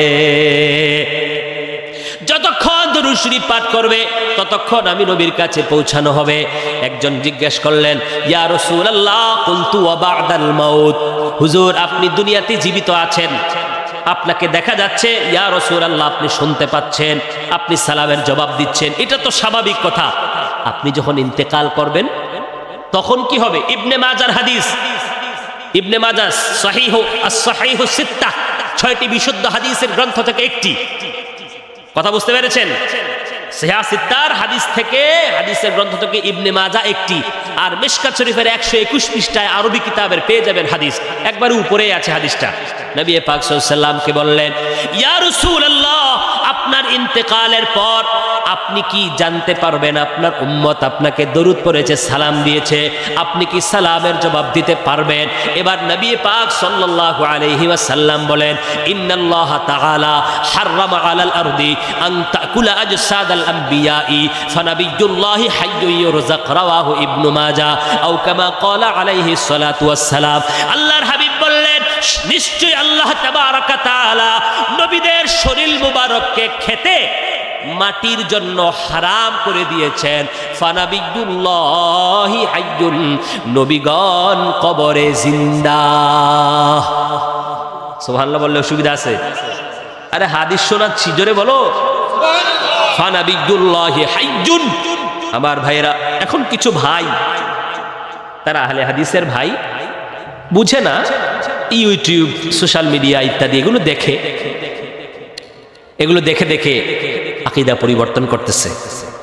দেখুন আহলুস সুন্নাহ ওয়াল জামাত নতুন না, আহলুস সুন্নাহ ওয়াল জামাতের আকীদাও নতুন না, এটা পুরাতন। দেখেন আল্লাহর ওলিদেরকে ভালোবাসে এমন একটা দল দেখান, আল্লাহর ওলিদেরকে মহব্বত করে, ওলি আউলিয়াদের কথা বলে, তাদের সম্মান আলোচনা করে, এটা অন্য কোনো দলে পাবেন না, একমাত্র আহলুস সুন্নাহ ওয়াল জামাতে পাবেন। কথা বলেন, কথা বলেন। আবু জাহেলের মাজার নাই, আবু লাহাবের মাজার নাই, কি বলেন? ফেরাউনের নাই, নমরুদের নাই, বড় বড় কাফের উতবা সায়বা তাদের নাই, আব্দুল্লাহ ইবনু উবাইদ মুনাফিক সর্দার তার নাই। তাহলে বুঝা গেল যার মাজার নাই ও শয়তান। কিন্তু কোন সাধারণ মানুষের কবর পাকা করাও জায়েজ নাই। ও কোটিপতি ছিল, ও বাস দিয়ে দিল ইট দিয়ে একেবারে সুন্দর করে, না, হবে না। হ্যাঁ, যদি নিরাপত্তার আশঙ্কা বিঘ্ন হয়, যদি এরকম হয় যে লাশ উঠিয়ে ফেলবে বা কোনো হিংস্র জানোয়ার আছে, সেটা আলাদা কথা। কিন্তু কোনো সাধারণ, এই ছেলে, কোন সাধারণ মানুষের কবর পাকা করা বলেন জায়েজ? হারাম, গুনাহ হবে। কিন্তু কোন নবী, কোন ওয়ালি, কোন হাক্কানি রাব্বানি হতে হবে, কোন আলিমে দিন যদি হয়, বিখ্যাত আলিমে দিন আল্লাহওয়ালা, তাহলে তার কবরকে পাকা করা জায়েজ। কি জায়েজ? ফরজ না, কি জায়েজ, ওয়াজিব না। জায়েজ মানে বৈধ, করা যাবে। কেন? কারণটা কি? এই জন্য যে যিনি আল্লাহওয়ালা তিনি ইন্তেকালের পরও আল্লাহওয়ালা। ইনি দুনিয়ায় থাকতেও আল্লাহর বন্ধু ছিলেন, ইন্তেকালের পরেও তিনি আল্লাহর বন্ধু। তো আমরা যদি এই কবরগুলোকে সবগুলোকে সমান দেখি, তাইলে কাকে সালাম দেব, কার মাজার, কার কবরে যাব, কার কাছে আমরা ফাতিহা পড়ে তার উসিলা দিয়ে দোয়া করব? সাধারণ মানুষের উসিলা দিয়ে দোয়া করলে তো আল্লাহ কবুল করবে না। আল্লাহর বিশেষ কিছু বান্দা আছে যাদের ওসিলা দিয়ে দোয়া করলে আল্লাহ কবুল করে। তো এই কবরটাকে চিহ্নিত করার জন্য, বাস জাস্ট এতটুকু, আর কিছু না। এইটাকে চিহ্নিত করার জন্য যে এটা একজন আল্লাহর ওলির কবর, মাজার বা যে কোনো একটা, মাজারও বলতে পারেন, কবরও বলতে পারেন, দোনোটাই আরবি শব্দ। মাজার ইসমু জরফের সিগা, জিয়ারতের স্থানকে মাজার বলা হয়। এই মাজার কইলেই তো ভাই কি জানি এটা শিরকের জায়গা মনে হয়, এই কি আজীব ব্যাপার, ও অর্থ কিছুই বোঝে না। মাজার শব্দের অর্থ কিটা জানেন? জিয়ারতের স্থানকে মাজার বলা হয়। ইসমু জরফ স্থানবাচক অর্থ, ইলমু সরফ যারা পড়েছে তারা জানে। জিয়ারতের স্থানকে মাজার বলা হয়। এটা পাকা হতেও পারে, নাও হতে পারে, কোনো সমস্যা নাই। তবে আউলিয়া কিরামদের কবরগুলোকে মাজার বলা হয়, বলে থাকে প্রচলিত ভাষায়। তো কেউ যদি কোনো আল্লাহর ওলির কবরকে একটু পাকা করে দেয়, অথবা ধরেন আপনি শাহ আব্দুল্লাহ গাজীপুরি হুজুর শুয়ে আছেন, কথা কি বুঝতে পারছেন আপনারা? এখন ওনার ভক্ত বা অনুসারী থাকতে পারে না, চট্টগ্রামে ধরেন আছে, ওখান থেকে কিছু লোক আসলো জিয়ারত করবে।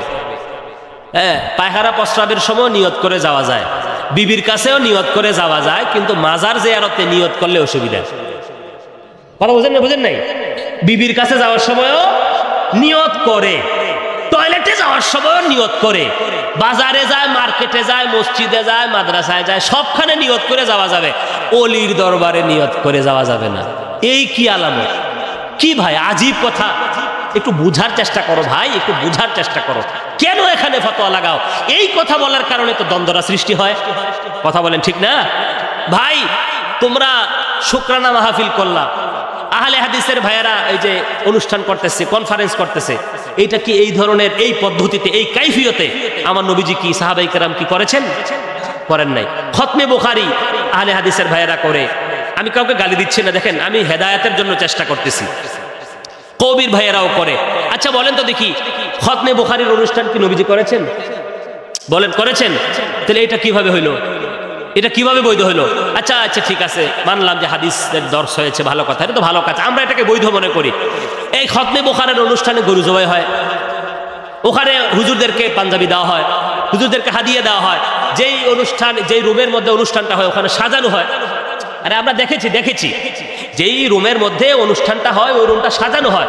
তাহলে বলো বর্তমান যে কাইফিয়ত, এই যে অবস্থা, এই অনুষ্ঠানের যে পদ্ধতি, এটা কি নবীর যুগে ছিল? হ্যাঁ, এই ফোটটা কি, এই যে বেলুন নবীর যুগে ছিল? তাহলে কি তুমি বলবা যে এই বেলুনটা হারাম না জায়েজ, বেদাত? হ্যাঁ বেদাত তো ঠিক আছে, বেদাতে হাসানা, এটার দ্বারা আমার ইসলামের কোনো অঙ্গহানি হচ্ছে না, নবীর সুন্নাতের কোনো খেলাফ হচ্ছে না। আমি আর একটা কথা বলি, যারা বেদাত বলে, আমি আপনাদেরকে একেবারে ভালো করে দাঁত দিয়ে দিচ্ছি, ভালো করে শুনেন। মাইক দিয়ে নামাজের মধ্যে মাইক ব্যবহার করে না? আলে হাদিসরা তো মাশাআল্লাহ এক বস্তা লয়, নাউজুবিল্লাহ মিন যালিক। নামাজের সামনে দিয়ে ক্যামেরা খাড়া করায়, আস্তাগফিরুল্লাহ। কত দুঃখজনক কথা। আচ্ছা ইসলামিক ভিডিও আছে, এটা তো কেউ জায়েজ বলছে, অনেকে না জায়েজও বলেছে। আচ্ছা এটা মানা যায়, নামাজের ভিতরে ক্যামেরা দাঁড় করায়। আচ্ছা তোমাকে প্রশ্ন করি ভাই, একটু আমাকে প্রশ্নের উত্তর দাও, নামাজের ভিতরে এবার দাও, দেখাও, হাদিস থেকে দেখাইতে হবে, কারণ তুমি আহলে হাদিস, কারণ তুমি হাদিস ছাড়া কিচ্ছু বুঝো না, কোরআন ছাড়া কিচ্ছু বুঝো না, কিচ্ছা কাহিনী শুনতে চাই না। হ্যাঁ ভালো কথা, নামাজে মাইক ব্যবহার করা কোরআন হাদিসের কোন জায়গায় আছে বলো? দাঁড়াও দলিল দাও দেখি, একটা হাদিস দিয়ে দলিল দাও যে নবীজি মাইক ব্যবহার করেছেন নামাজের মধ্যে, সাহাবায়ে কেরাম করেছেন, কথা বলেন, তাবেঈনরা করেছেন। কত বছর পর আজকে মাইক ব্যবহার হয়েছে। আচ্ছা মাইক ব্যবহারের কারণে সমস্যাটা কি হয়েছে? মাইক ব্যবহারের কারণে একটা সুন্নাত বিলুপ্তি হয়েছে। কি? মুকাব্বিরের সুন্নাত। মাইকটা না থাকার কারণে নবীর যুগে মুকাব্বির ছিল, নবীর যুগে মুকাব্বির ছিল। মুকাব্বির মানে পিছন দিক দিয়ে যে তাকবীর বলে, একজন দুইজন তাকবীর যতটুকু প্রয়োজন। এই মাইক ব্যবহারের কারণে সুন্নাত বিলুপ্তি হয়ে গেছে। মূলত বেদাত হলো এইটা, যেখানে যেই নতুন কাজের কারণে সুন্নাত বিলুপ্তি হয় এটাকে বেদাত বলা হয়। কিতাব পড়ো, ইমাম নববী রহমতুল্লাহ কিতাব পড়ো, মোল্লা আলী কারি রহমতুল্লাহ কিতাব পড়ো, ইবনে হাজার আসকানে অসংখ্য কিতাব আছে, মিজানুল আখবার পড়ো, বহুত কিতাব আছে, পড়ো, দেখো বেদাত কোনটাকে বলে, যেখানে সুন্নাত বিলুপ্তি হবে। তো আমি বলি ভাই, তুমি যে নামাজের ভিতরে মাইক ব্যবহার করছো যেটা হাদিসে নাই, এটা তুমি কিভাবে আমল করছো? এটা দলিল লাগবে না? এটা হাদিসে না থাকলেও কোনো অসুবিধা নাই। তো যেটা হাদিসে নাই এটা তুমি আমল করছো, এটা কোনো অসুবিধা নাই। আর ঈদে মিলাদুন নবীর স্লোগান দিলে, আমার নবীজির শান বললে, ঈদে মিলাদুন নবী তো কি বলা হয় বলেন তো? নবীজির আগমনের কথা, নবীজির জন্মকালীন অলৌকিক কথা, নবীজি যখন এসেছিলেন কাফের বেঈমানরা তখন কি করেছিল, জাহিলি যুগে মুসলমানদের কি অবস্থা, তার এই মক্কাতে কি অবস্থা ছিল, চতুর্দিকে উলঙ্গ হয়ে তাওয়াফ করত, হ্যাঁ, নারীদের অবমাননা ছিল, কন্যা শিশুদেরকে হত্যা করা হতো। এই যে জাহিলি যুগের অবস্থা, নবী ওই সময় এসেছিলেন। এই যে নবীজির আসার যে আগমনের যে কথাগুলো, নবীজির আগমনের আগে মায়ের পেটে মা আমিনা রাদিয়াল্লাহু তাআলা পেট মোবারকে কি মুআজিজা ছিল, এই সমস্ত কথাগুলি তো বলা হয়। বলেন এগুলো বলা হয় না? এগুলোকে হাদিসে নাই? এগুলো বললে যদি বেদাত হয় আর মারামারি করতে হয়। এইবার তো দেখলাম ব্রাহ্মণবাড়িয়া কওমি হুজুররা ভাইয়েরা লাঠি নিয়ে দাঁড়ায় আছে, গাড়িতে হামলা করছে, হ্যাঁ, রক্তাক্ত করেছে। ভাই তোমাদের বলা হলে সব জায়েজ। রেজাউল করিম আবরার সাহেব হাবিবুর রহমান মেজবা সাহেবের সাথে খুব বলতেছে, দেখো আমরা তো শুকরানা মাহফিল করেছি সোহরাওয়ার্দী উদ্যানে, মুফতি শফি সাহেব থাকতে, ওই যে চট্টগ্রামের হাটহাজারীর শফি সাহেব থাকতে আমরা তো শুকরানা মাহফিল করেছি। আচ্ছা, শুকরানা মাহফিলটা যদি আমরা করতে পারি, এটা যদি হাদিসে সরাসরি না থাকে, এই হাদিসে সরাসরি না থাকার পরেও যদি এটা জায়েজ হয়, তাইলে ঈদে মিলাদুন নবীতে তো নবীর আগমন, নবীর খুশি। আল্লাহ পাক কোরআন শরীফে বলেছেন ফালিয়াফরাহু, তোমরা আনন্দিত করো, তোমরা আনন্দ হও। তো কোরআন শরীফে তো এখানে নস আছে, তো এখানে তো আমি কোনো অসুবিধা দেখছি না। তো সে বলতেছে, তো হাবিবুর রহমান মিজবা বলতেছে, হ্যাঁ আমাদের থেকে একটা দলিল পাইলো। সত্য কথা গোপন থাকে না। কেন বাড়াবাড়ি হবে? কেন আমাদের মধ্যে দূরত্ব থাকবে? কেন হবে ভাই? একটু বুঝার চেষ্টা করো। মাইক দিয়ে নামাজ পড়ানো যদি নাজায়েজ না হয়, বেদাতে সাইয়্যা না হয়, খতমে বুখারীর এই কাইফিয়ত যদি বেদাতে সাইয়্যা না হয়, বলো, তুমি আমার সাথে আসো ভাই, বলো, কথা বলো, তাহলে এইটা ঈদে মিলাদুন নবীটা কেন বেদাত হবে? উরস, আউলিয়া কেরামদের উরস, হ্যাঁ, যেই উরুসের মধ্যে গান বাদ্য হয়, যেই উরুসের মধ্যে মহিলা দিয়ে নাচানাচি হয়, গাজার আসর বসানো হয়, খুদার কসম ওই উরুসের ওই ধরনের কাজগুলোকে প্রতিহত করতে তোমরা না আমরাও যাব। আরে কথা বলে, আমরাও যাব, আমরাও যাব। আমি বাইজিদ রাজা নয়, আমার মতো এরকম বহুত সুন্নি আলেম আছে যারা এই ভণ্ডামির বিরুদ্ধে জোরে সোরে কথা বলে, জোরে সোরে বলে। কিন্তু তুমি আল্লাহর ওলিদের উরুসকে কেন বাধা দিবা? জিয়ারতে কেন বাধা দিবা? মাথায় যদি উকুন হয়, কি মাথা কাটবে না উকুন কি করবে? মাথা কেটে ফেলে দিবে? কি করবে? উকুনের ওষুধ ব্যবহার করবে বা চুলগুলো ফেলে দিবে। কথা বলেন ঠিক কিনা? মসজিদে কি জুতা চুরি হয় না? ফ্যান চুরি হয় না? টাকা চুরি হয় না? মসজিদ কার ঘর? কথা বলেন, মসজিদ কার ঘর? ও মাগো, চোর যখন ঢুকে তখন আল্লাহ কই থাকে? আল্লাহ দেখে না? তো চোরের আল্লাহ ধরে না কেন? মাজারে সেজদা দিলে, হ্যাঁ সেজদা তো হারাম, 100 বার হারাম। কিন্তু দেখেন ধোকা দিচ্ছেন কেন? কেন ধোকা দিচ্ছেন? মাজার পূজারি কেন বলছেন? কেন এই শব্দ ব্যবহার হবে? মসজিদে চোর ঢুকলে চোর আবার চুরি করে বাইরে বের হয়ে যায়, আল্লাহ তাকে ধরে না? এটা আল্লাহর ইচ্ছা, নাউজুবিল্লাহ, আল্লাহর উপরে কোন তোহমাত দেওয়া যাবে না। বলি যে আল্লাহর ঘরে চোর ঢুকলো, এরপরেও সে চোর ধরা খাইল না, তাহলে কি কোনো নাস্তিক যদি এসে বলে তোমার খোদা কেমন খোদা গো, তোমার খোদা চোরে ধরতে পারলো না, মসজিদের ভিতরে ঢুকে গেল, এটা কেমন খোদা? তুই এই খোদা মানি না। নাউজুবিল্লাহ বলে। আসলে কি খোদার কোনো ক্ষমতা নাই? বলেন আছে না? আল্লাহ দেখে না চোরকে? কিন্তু সে তো চুরি করছে। তো এই জন্য মসজিদে চুরি করে যদি বের হয়ে যায়, এই জন্য যদি খোদাকেও স্বীকার না করা যায়, আউলিয়া কিরামদের কবর মাজার শরীফে যদি কেউ সেজদা করে, তার কারণে আমাদের উপরে কেন বদনাম হবে? কথা বলে, আমাদের উপরে আমরা কেন মাজার পূজারি হব? যারা সেজদা করে তাদের পাছায় পিটা দাও, পাছায় বাড়ি দাও। ঘাড় ধরে বের করে দাও তাদেরকে, অথবা বুঝানোর চেষ্টা করো ভাই এটা করবেন না, বা লিখে দেন। বিশেষত মাজারে যারা খাদেম আছে ওইটাও সব ব্যবসায়ী, ভণ্ড এরা সব, বেশিরভাগ সব না বেশিরভাগ এ ব্যবসা করে, বুঝছেন? মানুষকে সুযোগ করে দে, ও কিছু বললে তো আমার মাল কমে যাবে, ব্যবসা বন্ধ হয়ে যাবে, এই কারণে এগুলো চালু হয়েছে। অনেক সুন্নি আলেম আছে আলহামদুলিল্লাহ, আমরা বুক ফুলে বলি মাজারে সেজদা করা হারাম, ওখানে মোমবাতি দেওয়া জায়েজ, কিন্তু অযথা মোমবাতি জ্বালানো জায়েজ নাই। মোমবাতি দিতে পারবেন, সমস্যা নেই, টাকা দিতে পারবেন, কোনো অসুবিধা নাই। হ্যাঁ, মাজার শরীফের কোনো উন্নয়ন কাজে যদি হয়, বা আল্লাহ পাকের কোনো উরুস, ওনার উরুসের জন্য যদি হয়, কোনো অসুবিধার কারণ নাই। কিন্তু এই মোমবাতি জ্বালাই দেওয়া যাবে না, কারণ মোমবাতি কখন জ্বালানো হয়? অন্ধকারের সময়। ও লাইট জ্বলতেছে, মোমবাতি জ্বালাচ্ছে কেন? কারণটা কি? এটা অপচয়, ইসরাফ। এই কারণে আমাদের বদনাম হচ্ছে। বুঝে না, জানে না, কিছু না। ও বুম মারলে একটা হাদিস বের হবে না, বুঝছেন? জারি গান গাইবে, বুম মারলে হাদিস বের, হাদিস ইবারত সব পড়তে পারবে না। আল্লাহ সবাইকে বুঝার তৌফিক দান করুক, জোরে বলেন আমিন। প্রিয় ভাই, আশরাফ আলী থানভী সাহেব কত সুন্দর করে লিখেছেন, ইয়া শাফি আল ইবাদ খুয বিয়াদি আনতা ইদতিরারি মুতামিদি। তিনি ভারত থেকে বসে বসে বলতেছে, হে উম্মতের শাফাআতকারী নবী, আপনি আমাকে সাহায্য করুন, আপনি ছাড়া আমার বিপদ আপদে আর কোনো সাহায্যকারী নাই। নসরুদ্দিন আপনি পেয়ে যাবেন, আল কাউসার প্রকাশনী, ভাই আগামীকাল যাবেন, কিতাব পাবেন, আপনার প্রকাশনী আল কাউসার প্রকাশনী থেকে ছাপা, মাওলানা আশরাফ আলী থানভী সাহেব লিখেছেন।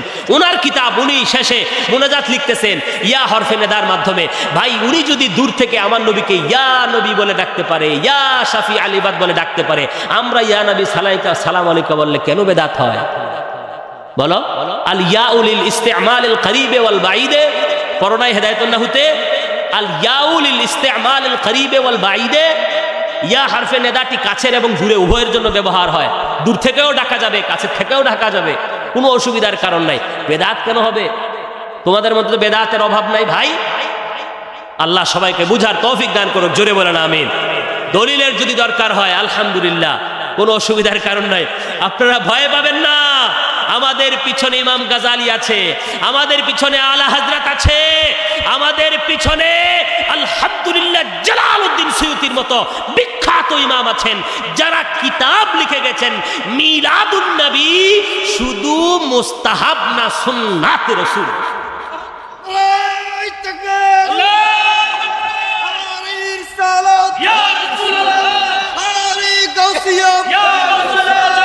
আব্দুল কাদের জিলানী, আচ্ছা খাজা বাবা আজমিরি, ঠিক আছে, মাশাআল্লাহ, শাহজালাল ইয়ামানি, মাশাআল্লাহ। হ্যাঁ, ঠিক আছে, ঠিক আছে, জালালে, হ্যাঁ হইছে। তারপর তো হইছে, তো আমরা তো সবাই এনে এটাই ঠিক আছে। আউলি কেরামদের নাম নেওয়াটা কোনো বেয়াদবি না, কোনো অসুবিধার কারণ নাই। উনি যাদের নাম নিয়েছেন তারা আল্লাহর ওলি না? তারা দ্বীনের খেদমত করেন নাই? তারা আমাদেরকে কালেমা শিখিয়েছেন। কেউ আছে এই স্লোগানগুলো শুনলে গা জ্বলে, ভাই তোমার ইমানে গলত আছে। কেন? তুমি যার নুন খাইলা, তুমি যার উসিলায় মুসলমান হইলা, তার নাম শুনলে তোমার গা জ্বলবে কেন? তোমার গা তো জ্বলতে পারে না, কারণ তোমার বাবাকে দেখলে তো তুমি হাসুজ্জ্বল চেহারা নিয়ে ভালোবাসা দিয়ে তুমি কথা বলবা, কারণ তোমার বাবার চাইতে আরো বেশি মর্যাদাবান হলো আউলিয়ে কেরাম। কথা বলেন ঠিক কিনা? সুতরাং এই গৌসে পাকের স্লোগান, খাজা পাকের স্লোগান শুনলে যাদের গা জ্বলবে, আপনি মনে করবেন আপনার ইমানে গলত আছে, আপনি পরিষ্কার হন, তওবা করেন। আল্লাহ সবাইকে বুঝার তৌফিক দান করুন, বলেন আমিন। কি যেন একটা বলতেছিলাম, ওই স্লোগানে আমি ভুলে গেছি, বুঝছেন? একটা মাসালা মনে পড়েছিল আমার। তো যাই হোক, মনে রাখবেন আহলুস সুন্নাহ ওয়াল জামাআহ, আমি যে বললাম সুন্নাতে রাসূল ঈদ মিলাদুন নবী কোন কিতাবে আছে? আল হাওয়ি লিল ফাতাওয়া, 2 খণ্ডে মোকাম্মাল আমার কাছে আছে। এটা বাইরুত থেকে ছাপা, লেবানন, আলহামদুলিল্লাহ, আরবি কিতাব। ওটার মধ্যে ইবনে হাজার আসকালানি সহ অসংখ্য ইমামের কওল দিয়ে ইমাম জালালউদ্দিন সুয়ুতি, ইনি কে জানেন? ইমাম জালালউদ্দিন সুয়ুতির কিতাব শুধু কওমি মাদ্রাসা না, আলিয়া মাদ্রাসা সহ সারা পৃথিবীর সিলেবাস মুক্ত কিতাব, সারা পৃথিবীর। খুব কম দেশ আছে যেখানে জালালাইন শরীফ পড়ানো হয় না। আলহামদুলিল্লাহ আমার ভাইরা, ইমাম জালালউদ্দিন আস-সুয়ুতি, আমার জানা মতে ইমাম জালালউদ্দিন আস-সুয়ুতি তিনি ৭৫ বার আমার নবীকে জাগ্রত অবস্থায় দেখেছেন। ইনি ইমাম জালালউদ্দিন আসসুয়ুতি, ইনি বলেছেন যে ইবনে হাজার আসকালানী সহ একটা চ্যাপ্টার কায়েম করেছেন আল হাওয়াইল ফাতাওয়া তৃতীয় খণ্ড, আমি দাগ দিয়ে রাখছি। এত ইমামের কওল উনি নকল করেছেন। ইনি সাবেত করেছেন, প্রতিষ্ঠিত করেছেন যে আল্লাহর হাবিব সাল্লাল্লাহু আলাইহি সাল্লাম যেহেতু নিজে সোমবার দিনে রোজা রেখেছেন, আর বলেছেন ফাকালা ফিহি হুরিদ্দু, আমি এই দিনে জন্মগ্রহণ করেছি, জন্মের কারণে রোজা রেখেছি, তো এটা সুন্নাত সাবেত হবে, সুন্নাত সাবেত হবে। সুতরাং ভাই এত মাথা ব্যথা কেন? হ্যাঁ, আগাছাগুলো কাটেন। যদি এখানে কোনো কেউ বেদাতি কাজ করে, হারাম কাজ করে, নাজায়েজ কাজ করে, ঈদে মিলাদুন্নবীর অনুষ্ঠানে তো এখন গান বাজনা হয়, রাস্তার মধ্যে লাফায় ধফায়, এই করে সেই করে, এইগুলো বন্ধ করেন। কথা বলেন ঠিক কিনা? ইসলামের সাথে আমাদের সুন্নি জামাতের সাথে ওইগুলোর কোনো সম্পর্ক নাই। নারায়ে রিসালাতের স্লোগান হবে, আমার নবীজির স্লোগান হবে, ঈদে মিলাদুন্নবীর স্লোগান হবে, আমার নবীজির আগমনের সময়কালীন এই ইসলামিক কথাগুলো মানুষকে শোনানো হবে, কোনো অসুবিধার কারণ নাই। কি বলেন ঠিক না? আল্লাহ সবাইকে বোঝার তৌফিক দান করুক, জোরে বলেন আমিন। তো আলহামদুলিল্লাহ, আমি এর আগেও একবার এসেছিলাম, ভালো করে বয়ান আপনাদেরকে শোনাইতে পারি নাই। যদি আপনাদের দলিলের কোনো প্রয়োজন হয়, আমরা আছি, আমরা না জানলে আমাদের ওস্তাদগুণ আছে। আলহামদুলিল্লাহ, ইনশাআল্লাহ যদি আপনারা সরাসরি আমাদেরকে বসাইতে না পারেন, আমাদের সাথে মোবাইলে বাহাস করাবেন। ইনশাআল্লাহ প্রস্তুত আছি, ইনশাআল্লাহ প্রস্তুত আছি। বিষয়টা আগে নির্ধারণ হবে, অনলাইনে বাহাস হবে ইনশাআল্লাহ, কোনো অসুবিধার কারণ নাই, ভয় পাবেন না। সুতরাং আমাদের মনে করতেছে যে সরকার পরিবর্তন হয়ে গেছে কি না কি হয়, না না না, আহলুস সুন্নাহ ওয়াল জামাত নতুন না, নতুন আজকে যারা ফতোয়া দিচ্ছে এরা নতুন। এটা আমার কথা না, হাদিস শরীফে আছে। নবীজি বলেন ইয়াকুনু ফি আখিরিজ জামান দাজ্জালুনা কাযাবুন ইয়াতুনাকুম মিনাল আহাদিস বিমা লাম তাসমাউ আনতুম ওয়ালা আবাউকুম ফাইয়াকুম ওয়া ইয়াহুম লা ইউদিল্লুনাকুম ওয়া লা ইফতিনুনাকুম। রাওয়াহু মুসলিম, ইমাম মুসলিমের হাদিস। এটা মিশকাত শরীফে কিতাবুল ইতিসাম বিল কিতাবি ওয়াস সুন্নাতে হাদিস পেয়ে যাবেন, আরবি কিতাবের। নবীজি বলেন আখিরি জামানায় কিছু বড় বড় মিথ্যাবাদী আসবে, বড় বড় দাজ্জাল আসবে, এরা এমন কথা বলবে না তোমরা শুনেছো, না তোমাদের বাপদাদা কেউ শুনেছে। কি বলবে জানেন? লা ইলাহা ইল্লাল্লাহ উপরে, মুহাম্মদুর রাসূলুল্লাহ নিচে। হ্যাঁ, এক বালতি প্রস্রাব, গরুর প্রস্রাবের মধ্যে ওই আব্দুর রাজ্জাক বিন ইউসুফ বলো না, এই চাদর চুবা দিয়ে নামাজ পড়লে নামাজ হয়ে যাবে। আরো আস্তে কর, নাউজুবিল্লাহ, আরো আস্তে কর। হ্যাঁ, আব্দুর রাজ্জাক বিন ইউসুফের ছেলে তো বলল যে কি আবু জাহেল, আবু লাহাব কি করছে? মুসলমান আছিল, হজও করছে। এই নবীজি কার সাথে জিহাদ করছে বদরের যুদ্ধে? নবীজি কার সাথে জিহাদ করছে বদরের যুদ্ধে? আবু জাহেল মারা যায় না? এই সে কোন দলে ছিল? মুসলমান দলে ছিল। তাহলে বলুন এরা আমাদেরকে কোন দিকে নিয়ে যায়? ভাই সাবধান, সাবধান, এটা আখিরে জামানা ভাই, এটা আখিরি জামানা। নবীজি বলছেন এরা তোমাদের কাছে আসবে, বড় বড় মিথ্যা বলবে। এটা আমার কথা না, নবীজির কথা। আপনি যদি বলেন হুজুর এই কথার আশা, এই ওয়াসারা আর অন্য কিছু পারেন না, তাহলে আমি বলবো নবী মিথ্যা, নবী ভুল কথা বলেছেন। এই হাদিসটা নবীজি কেন বললেন? কথা বলেন, এই হাদিসটা নবীজি কেন বললেন? প্রয়োজন কি প্রয়োজন না? যদি প্রয়োজন হয় তাহলে মানতে হবে, বুঝতে হবে, জানতে হবে। কথা বলেন ঠিক কিনা? আল্লাহর হাবিব বলেন এরা এমন আজব ফতোয়া দিবে, এমন আজব ফতোয়া দিবে, না তোমরা শুনছো, না তোমাদের বাপদাদা কেউ শুনছে। নাউযুবিল্লাহ মিন যালিক, আস্তাগফিরুল্লাহ। হ্যাঁ, আর নামাজের পরে মুনাজাত নাই, মেরাজুন নবী নাই, শবে বরাত নাই, আমার নবীকে সালাম দেওয়া যাবে না, নবীর রওজার দিকে ফিরে মুনাজাত করা যাবে না, ওলি বলতে কিচ্ছু নাই, নবী মরা। এগুলো পাবেন আপনারা ইউটিউবে। ইয়ং জেনারেশন যারা আছে ওরা জানে, এরা ঘাটাঘাটি করে। আরে ভাই, আমার নবীজি কথা আগেই বলে দিয়েছেন। আচ্ছা, নবী জানলেন কিভাবে? বলেন ইয়াকুনু ফি আখিরিজ জামান।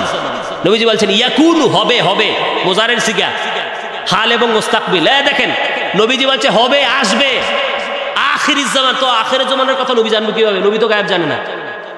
হ্যাঁ, নবী জানবে কিভাবে? তো বুঝা গেল আল্লাহ পাক রব্বুল আলামিন নবী মুস্তাফাকে জানানোর ক্ষমতা দিয়েছেন। দিয়েছেন কে? আল্লাহ দিয়েছেন। তিনি স্রষ্টা, তিনি খালেক। আর নবী মাখলুক। নবী কি?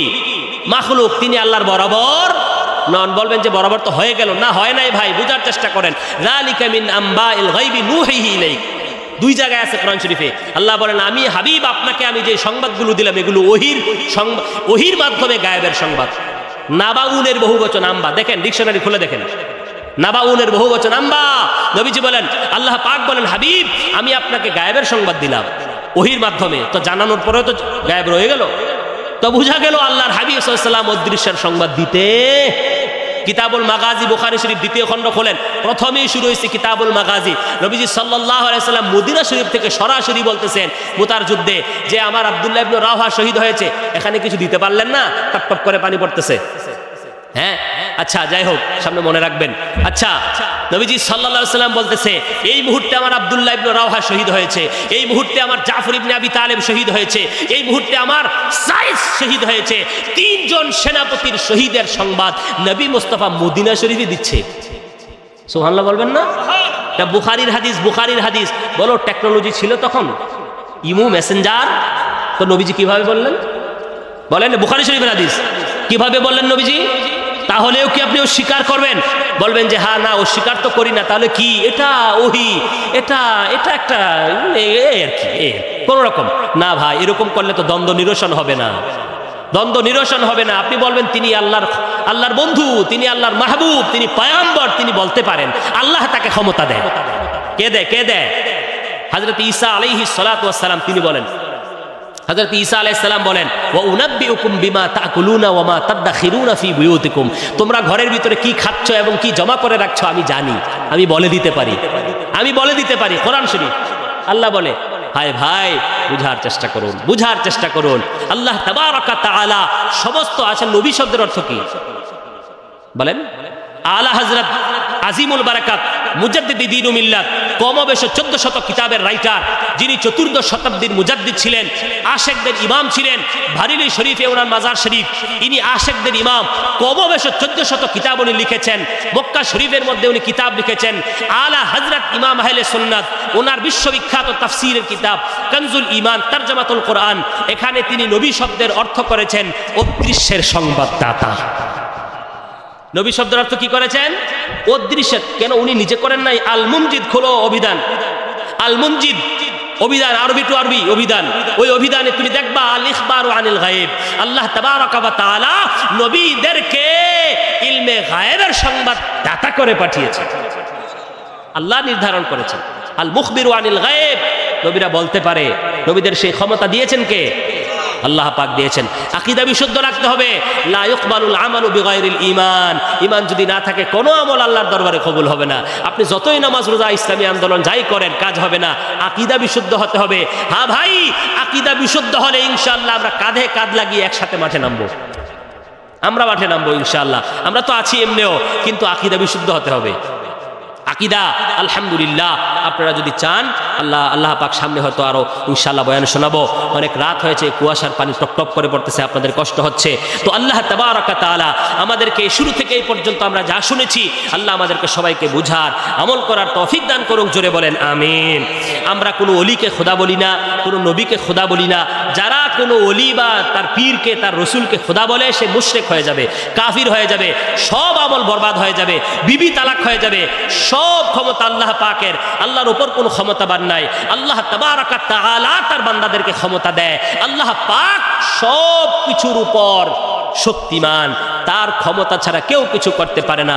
এটা হলো আহলুস সুন্নাহ ওয়াল জামাত। সবার ঈমান ও আকীদাকে মজবুত করুন। জোরে বলুন আমিন। সুবহানাল্লাহ। আরেকটি দ্বীনি সংগঠন দেখুন, আমার প্রাণের সংগঠন, আমার প্রাণের সংগঠন। সারা পৃথিবীতে যারা দ্বীনের খেদমত করতেছে, আমি অনেক কওমি ভাইও দেখেছি যারা এই সংগঠনটাকে পছন্দ করে। কেন? এই সংগঠন যারা আছে দাওয়াত ইসলামী, তারা মানুষকে নামাজ শিখায়, তারা মানুষকে কোরআন শিখায়, নিজের পকেটের টাকা খরচ করে মানুষের কাছে যায় এবং নবীর আশেক ইয়া নবী সালাম আলাইকা বলে, আউলিয়া কিরামদেরকে বিশ্বাস করে, আল্লাহর ওলিদের মাজার জিয়ারত করে। এই সংগঠন যারা মানুষের দাঁড়ে দাঁড়িয়ে গিয়ে মানুষকে দ্বীন শিখায়। আগামী 19, 20, 21 বুধ, বৃহস্পতি, শুক্র, এই যে সামনে 19, 20, 21 এই মাসের ডিসেম্বরের 19, 20, 21 তারিখে বৃহস্পতিবার সকাল 10টা থেকে শুরু হবে আশিয়ান সিটি ব্লক এ হজ ক্যাম্প সংলগ্ন এয়ারপোর্টের পাশেই। আপনারা গত বছরও যারা গিয়েছিলেন, এই বছরও আবার ইজতিমা হতে যাচ্ছে। আমি আপনাদেরকে গ্যারান্টি দিচ্ছি, আপনারা যদি অন্তরের প্রশান্তি চান, যুবক ভাইরা আমি আপনাদেরকে বলবো, যদি আপনারা অন্তরের প্রশান্তি চান, আপনারা যদি মনে করেন যে আমরা আসলে এটা কি, আমরা একটু দেখতে চাই, আমার মনে হয় 3 দিন যদি আপনি ওখানে ব্যয় করতে পারেন, আমি আপনাকে ইনশাআল্লাহ গ্যারান্টি দিতে পারবো 3 দিনে আপনার মধ্যে একটা পরিবর্তন আসবে। এখান থেকে গাড়ি ছাড়া হবে, এখান থেকে গাড়ি ছাড়া হবে। আলহামদুলিল্লাহ বলেন। এখান থেকে গাড়ি যাবে। আমি আপনাদেরকে অনুরোধ করব 3 দিনের জন্য আপনারা যান, আমার সাথে যোগাযোগ করবেন। যদি 3 দিনে আপনার মনটা পরিবর্তন না হয়েছে তো আমাকে বলবেন।